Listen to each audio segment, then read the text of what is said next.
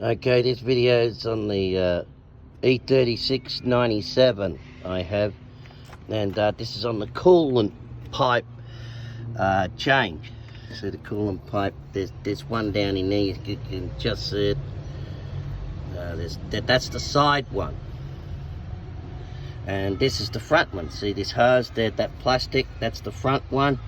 It comes in a kit of 3, and there's one around the back as well. It's on the back of the motor, but we'll get to that later. See, here they are here. I have them here, so I've swapped them already. See, that's the back one, and that's the front one,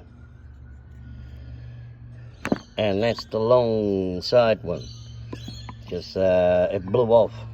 My one blew off right there. See on the end the hose, it blew off the hose, it cracks, because after a while they're plastic, and they break off, blow holes. So you have to swap them. But you get the kit. You get the it's the coolant pipe flange kit, I think, the E36.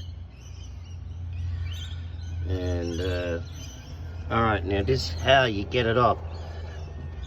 The front one's pretty easy. They're just I think there's 3, yeah, there's 3 nuts.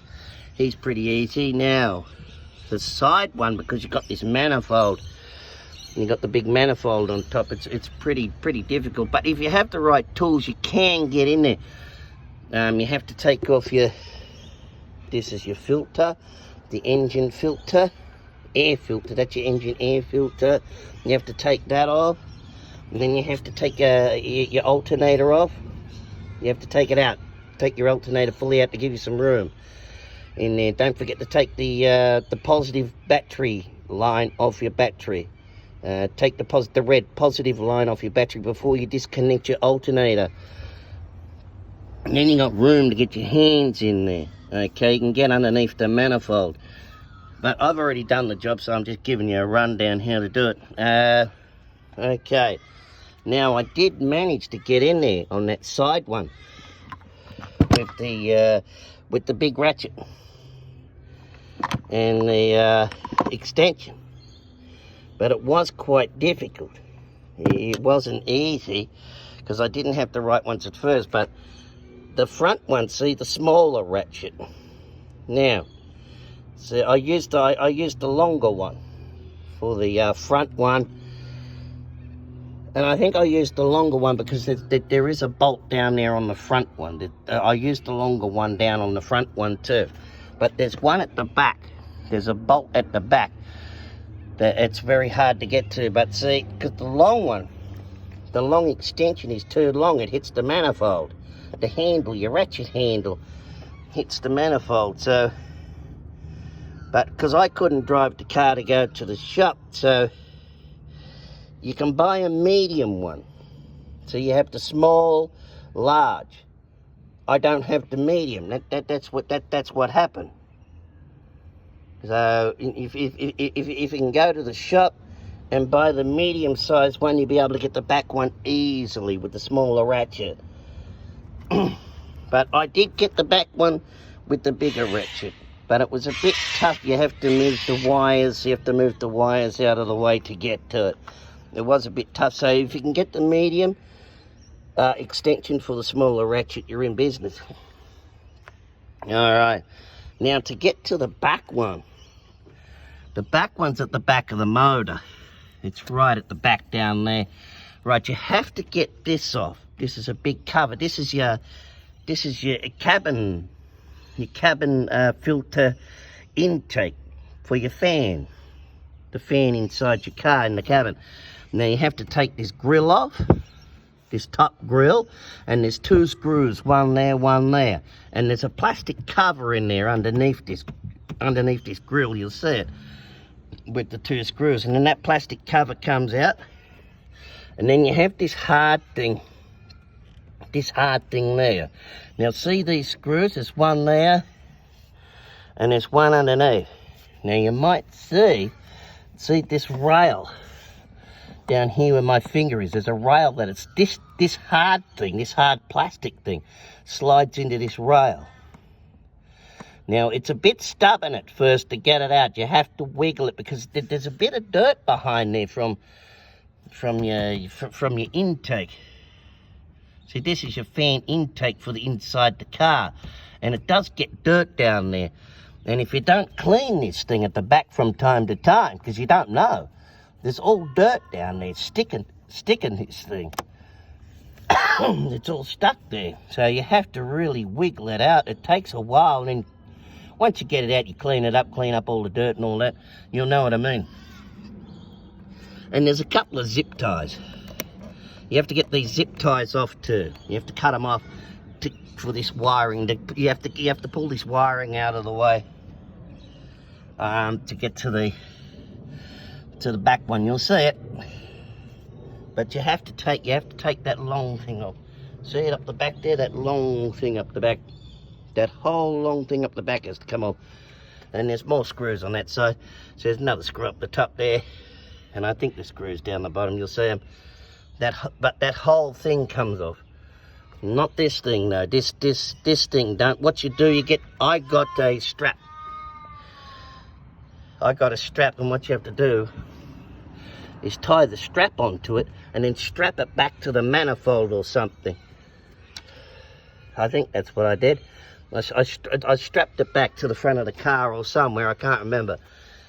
But you can't take this off. This is all wiring in this thing.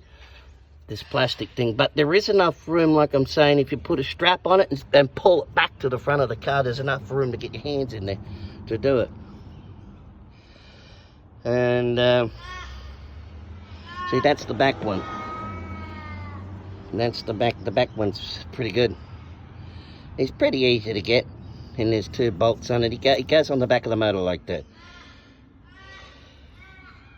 And another thing with it, because it has an O-ring on it. Now, the mistake I made, because the O-ring, when you tighten it up, that back one, it's not easy to get your hands down, and you're working blind as well. You can't see down the back.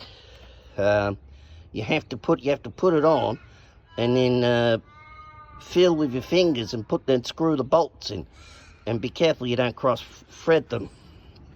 Now, when you do manage to get them in, you tighten, and once you start tightening it, you tighten from side to side. Make sure it goes in evenly. Tighten one side, tighten the other side, back to the other side, to and from, tightening. And see what I did, because the O-ring squashes on there, and you think it's tight. It felt tight to me. It felt like it was on there. But what happened, I still got a little leak coming from the back because the O-ring wasn't tightened properly, but it felt tight, but it wasn't. So when I went back to it, you really have to force it. So, and another thing I didn't have, which I discovered anyway later on, see the small ratchet, because the small ratchet will be like that. It'll be upright when you're doing the back one, when you're tightening the back one, and it's not easy. You have to use your fingers. You can't get your hand on there to tighten it. You have to push the ratchet. You have to push the ratchet with your finger, because it's not much room. It's pretty difficult. So then what I figured out, if you can get a copper pipe, a thin copper pipe, and you can put an extension on the handle with a thin, if you slip on a thin copper pipe and put an extension. So, slip on the copper pipe, and your handle will be longer. Your hand will be longer so you can get your hand on it. So, just note that if you can get a small copper pipe, the small thin copper pipe, copper house pipe, and just slip it on the handle, give it an extension. But other than that, that is the coolant flange kit. So I did the front, I did the front, side, and the back. But see, I had a problem with the side. But a lot of people, there are other videos out there, they have a lot of trouble with the back. But my back one's pretty good. It must have been replaced before.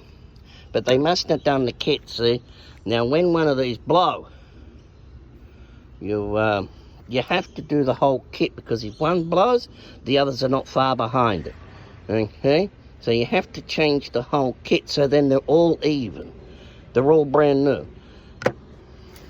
Alright, I think that's about it for the video. Should be it. That's alright, thanks for watching the video.